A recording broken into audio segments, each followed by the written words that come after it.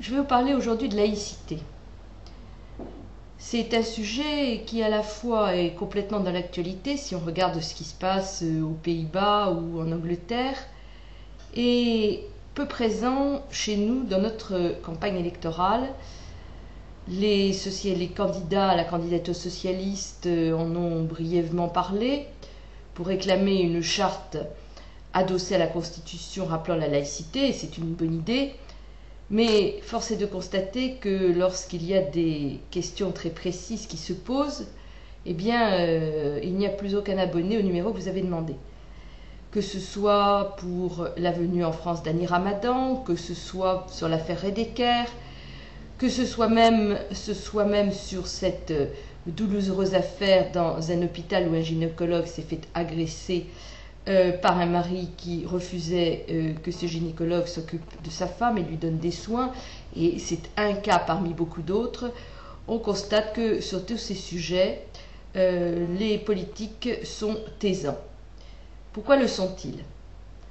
Est-ce par souci électoraliste, de peur de déplaire à une fraction de la population, alors même que l'immense majorité de nos concitoyens de confession musulmane ne demandent qu'une chose, c'est l'application des règles de la République et que nous leur devons?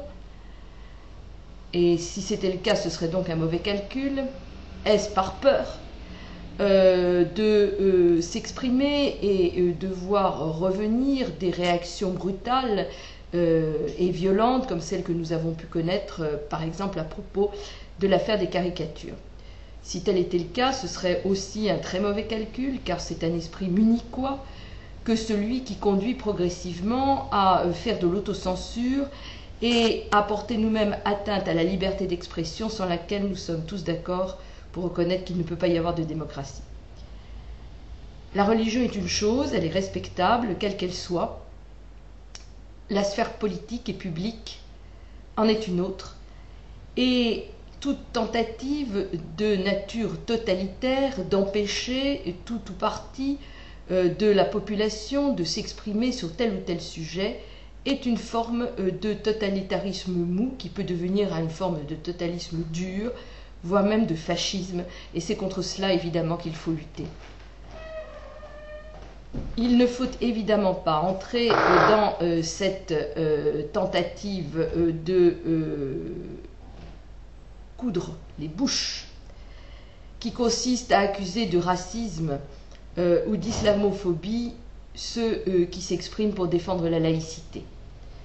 Dans mon esprit, défendre la laïcité, c'est avant tout défendre l'égalité des femmes, et à commencer par toutes nos concitoyennes et plus généralement toutes les femmes vivant sur notre territoire qui se voient privées en réalité d'une partie de leurs droits, qui se voient dénier le droit à l'égalité et qui, sous couvert d'une soi-disant protection, sont en réalité conduites à des situations dans lesquelles c'est leur dignité de femme qui en réalité est mise en cause. C'est contre tout cela qu'il faut se battre, et se battre contre cela, c'est aussi se battre contre les mâles des banlieues. Je suis convaincue que c'est par les femmes que nous pourrons progressivement reconquérir ces zones de non-droit que nous avons laissé s'établir dans nos banlieues. Si nous regardons ce qui s'est fait ailleurs que chez nous, et qu'on voit notamment le succès de la Grameen Bank, on voit que c'est en finançant des actions menées par les femmes que le succès est venu. Je crois donc que s'occuper des questions d'intégration, c'est avant tout s'occuper de l'égalité des femmes dans les banlieues, de leur accès au travail, de leur accès à l'égalité et au respect de leurs droits élémentaires, notamment de choisir le compagnon de leur vie et de choisir le mode religieux qui leur convient. La bataille pour la laïcité, c'est donc une bataille pour l'égalité des femmes, c'est une bataille pour la liberté d'expression, c'est une bataille pour la défense des principes républicains et de la démocratie.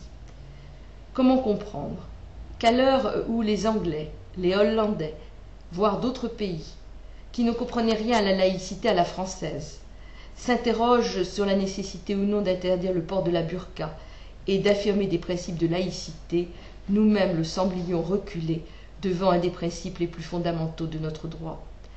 C'est pour le réaffirmer avec force que dans le projet de constitution que je viens de présenter, la laïcité dans l'article 3 est mise au même niveau que l'égalité, la fraternité et la liberté. C'est plus qu'un symbole, c'est réaffirmer que la laïcité à la française est une manière intelligente, digne, humaniste et républicaine de répondre à cet immense enjeu qui est devant nous, celui de permettre à une religion qui, en son sein, nourrit des individus tentés par l'intégrisme de se couler dans le moule républicain. Merci.